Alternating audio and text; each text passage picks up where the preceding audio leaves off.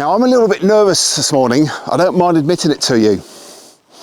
I love and enjoy photographing water, be it coastal, waterfalls, lochs, puddles. That's where I'm happiest. That's where I feel safest in a photographic environment. But this morning, I've come down into Torridon to try my hand at Woodland Photography. Now, Torridon is known the world over. It is a world-class mountainous landscape. It's a mecca for walkers and climbers, geologists, nature lovers, photographers, and with good reason. There's ancient pine woods all around. It's an ancient and enchanting wilderness. Cue the music.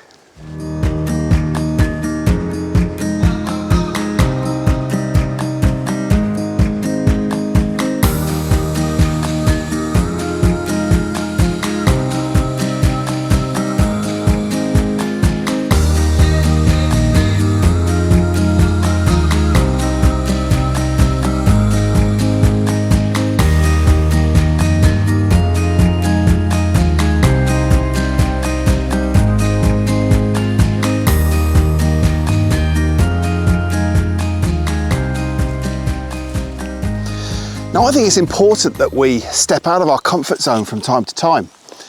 I think by doing so, we grow as people and we improve as photographers. It makes us stronger.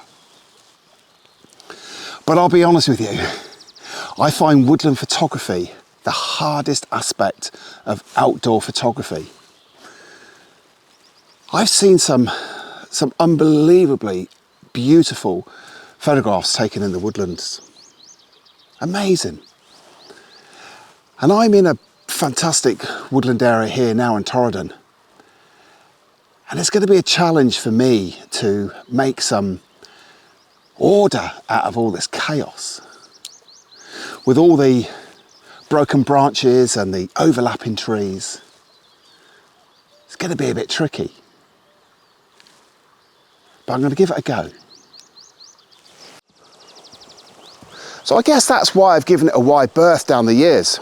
It's not that I don't appreciate the accomplished creative photographers that work in this environment, because I do.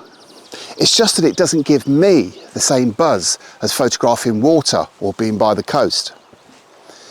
But I can appreciate, just by being here just for a very short while, the sounds of the small creatures. I can appreciate the opportunity of getting much closer to nature, having the opportunity to see the seasons transition with all the different colour gradations. And I suppose being in the woodland, you're much closer to that experience. There's probably a deeper connection to nature.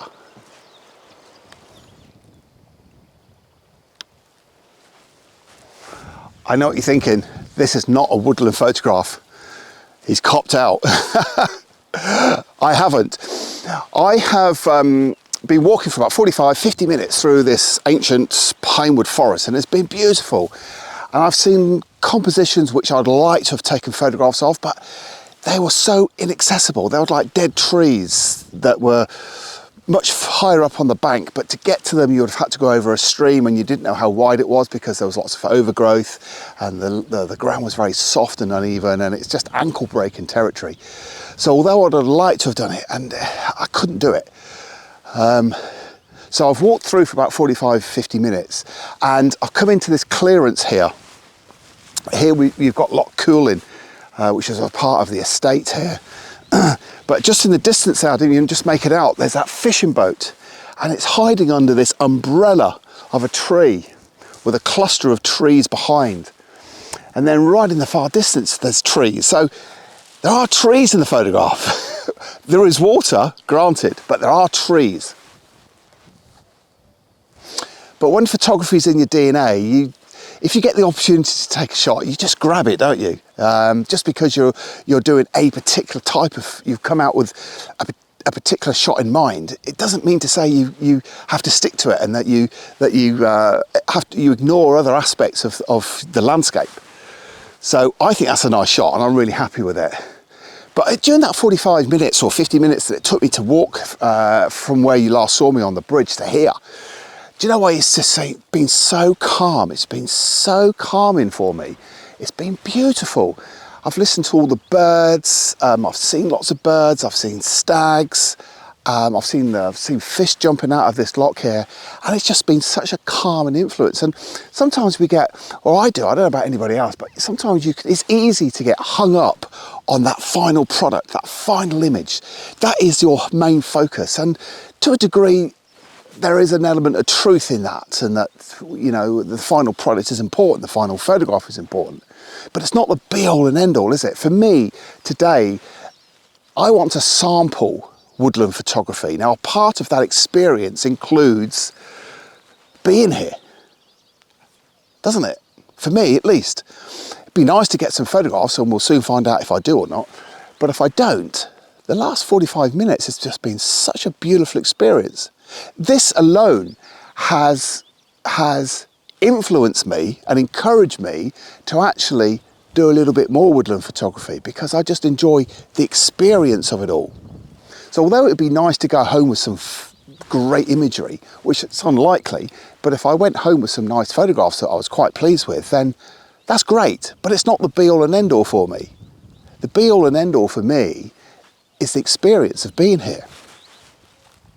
So what I'm going to do now, I'm going to put everything away, and then I'm going to walk all the way around Loch Coolin, lose my bearings, all the way around Loch Coolin. See that white house over there? I'm going to walk in front of that white house and round the edge of the loch, and then back along the other side. Now on the other side, there's more possibilities of woodland photographs. Okay, there's a lot more trees over there. So I'm hoping that once I get round here and in amongst those trees, there's going to be something that's going to grab me. Come on, let's go.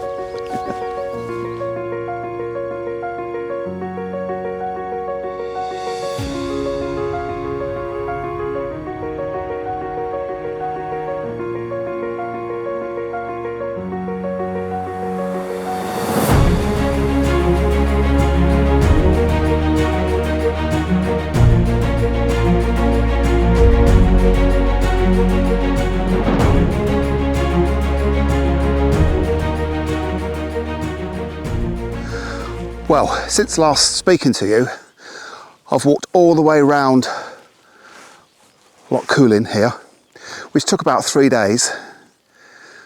Well, maybe not quite 3 days, but it felt like it. Really steep climbs, way off-piste and nowhere near the loch, way above the tree line. It was never going to end. But I was looking for compositions for this woodland recce that I'm attempting. But I was quite disappointed in so much that a lot of the forestry here, a lot of the woodland here is fenced in, so you don't have any access to it. And all the woodland that you do have access to is inaccessible because it's high up over deep ravines and streams. So it's inaccessible. So you've got one half of which is inaccessible and the other half is fenced off.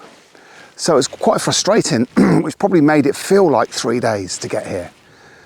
But, so I haven't taken any photographs since I last spoke to you.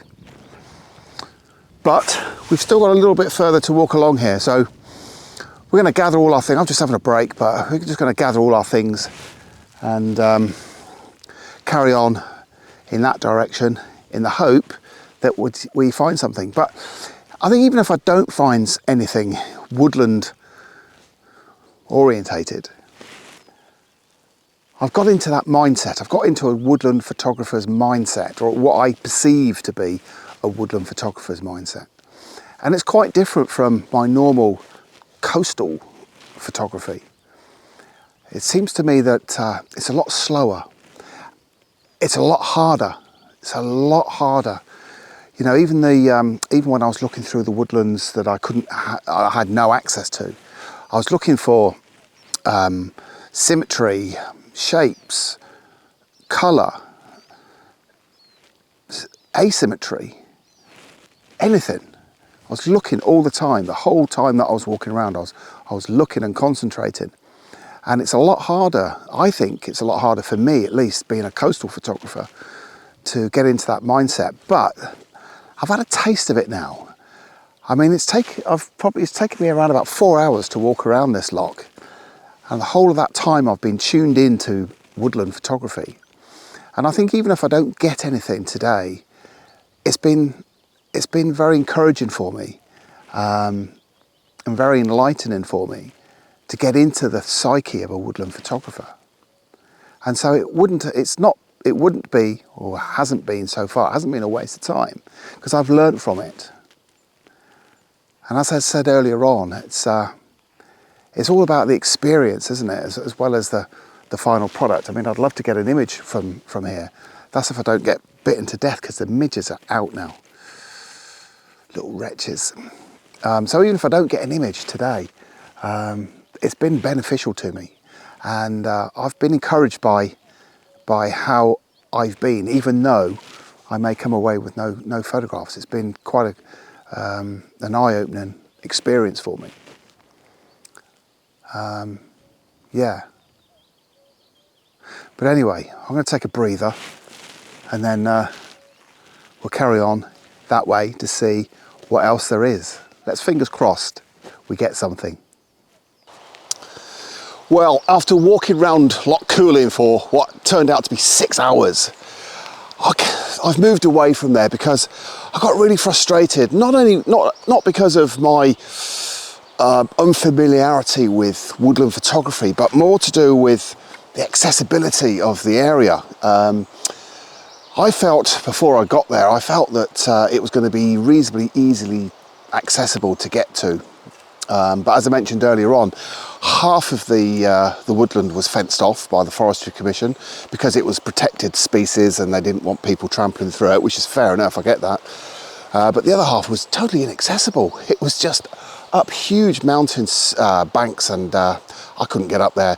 Even if I was fit enough to do it, I couldn't have done it because you didn't know where you were treading. There was lots of unhidden streams. So I've moved away, and I'm not going to be defeated because I want to give this woodland photography a chance, and I know that I can do it. So I just want to, I just want that opportunity to prove to myself that I can do it, because I'm really getting into it now.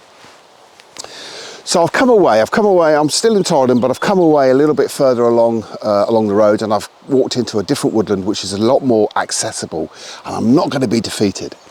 Now, I've found a composition which I'm quite happy with. It's something that along the lines of what I was looking for when I started out, and that is this sort of symmetry of the tree trunks. Now here, I'm shooting across a bed of long grass and various other bits and bobs, a bit of some flowers. But my main focus of this shot is the tree trunks. There's multiple tree trunks going up, obviously. And in the background, you've got a bed of various trees acting as a backdrop, as a screen in the distance. So I kind of quite like this one. And what I'm going to do is I'm going to open up the aperture completely, and on this lens, which is the Fuji 32-64, I can go as wide as f4. Now, f4 in coastal photography is almost unheard of, so this again is a new concept for me. So I'm going to focus on the tree trunks, and by using f4, I'm hoping to throw the distance out of focus and hence draw much more focus to the trunks. Let's see how it goes. This is the first shot that I've actually had of some woodland photography today, so I'm looking forward to this. This is the first one.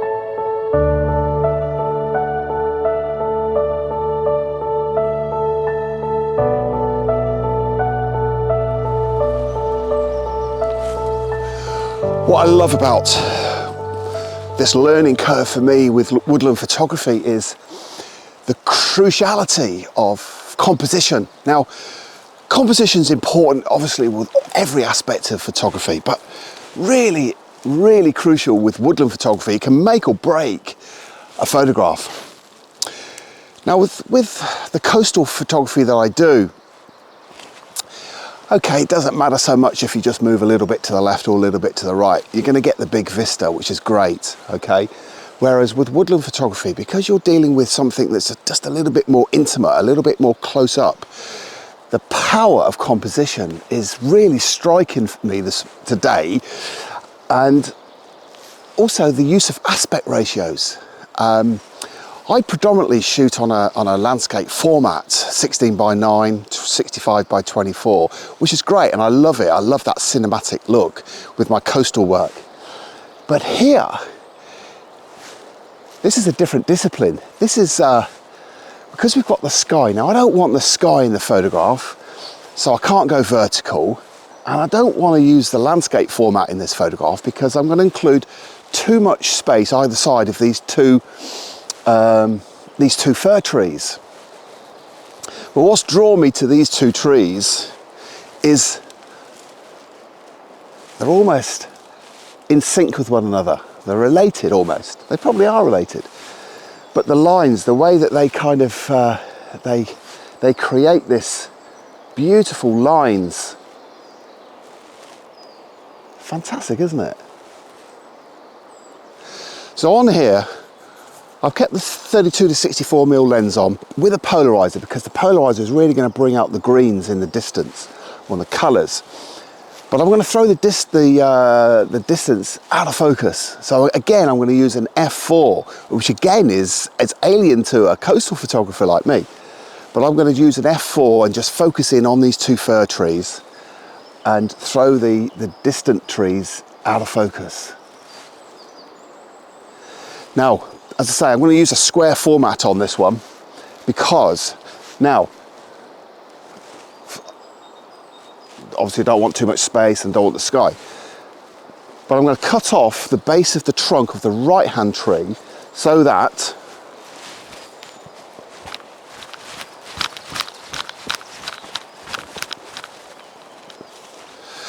I'm going to get all of the base of this tree in, and it's going to be a straight line and cut off the base of that tree trunk. That's the idea on a square format. So fingers crossed this works.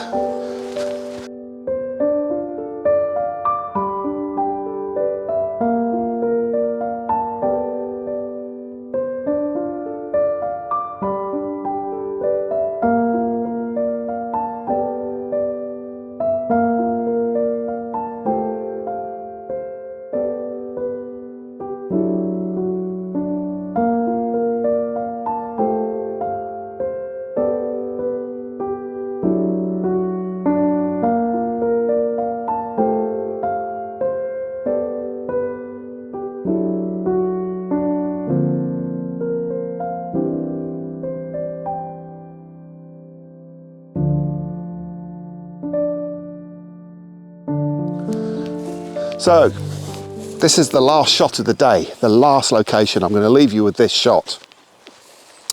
Now, they say that you can't teach an old dog new tricks, and I'm not going to dispel that myth because there's probably an element of truth in it. But I've been in professional photography for an awful long time now. I'm in my, what am I? In my late 50s. And I've been a professional since the age of 21. So it's a long time. And I've done all variety of different types of genres of photography, you know, fashion, advertising, product, weddings, travel, landscape. And I've always given woodland photography a wide berth. I've never truly understood the fascination. And I hear people who do woodland photography or landscape photography in general who say, you know, it's lovely to be able to connect with nature. And I've never truly knew what they meant. I kind of nodded in agreement, but I never truly knew what they meant. But today, as a deer, today has shown me what what they mean by it. Because I really do feel as if I've connected with nature today, with all the bird life. I mean, there's so many different varieties of birds. You can hear them singing now. I've seen all sorts of flying insects and deers and stags, and it's been just a wonderful, wonderful calming influence. And although you can't teach an old dog new tricks, I feel as if I'd like to learn. And today has taught me to respect. I always did respect woodland photographers, and they're incredibly talented and creative bunch of people. And I've seen some wonderful woodland photographs. But today has taught me a new respect for these guys, because it is so difficult. I find it really difficult. As a coastal photographer, I find it difficult. Okay, so the same principles apply in terms of light and composition, etc. They apply, but they just seem to be a lot harder, because there's so much chaos around. An awful lot of chaos around. And to simplify it and to create an image which is strong and powerful and meaningful and emotional is difficult. So real utmost respect for these guys. And I am right at the start of this woodland photography journey, right on the first rung of the ladder. But I've enjoyed it. And so therefore the willingness to learn is there. I want to do more. And I think, although I've not come out with any photographs that are earth-shattering, and I didn't expect to, but it's a new learning curve for me. And I think, even though I am in my late 50s, I don't think you are ever too old to learn. And this has been quite an eye-opening, exhilarating experience, and I've thoroughly enjoyed it. So I'm going to leave you with this shot. The reason I've chosen this particular location, this composition, is because I like the shape of this. I could be incorrect, but I think this is a white birch, like a European white birch. And I kind of just like the way that it shapes through the photograph and out towards the sort of the top right-hand corner of the image. And then of course you've got this beautiful bank of thick green moss and grasses holding the composition together. I'm going to use an f4 aperture, so wide open, so as to have a shallow depth of field. So the main point of focus is obviously going to be this white birch, if that's what it is. I think it is. And then this moss here. And then in the background, it's going to be thrown into sort of a soft focus, and therefore really accentuating what it is that I want the viewer to look at.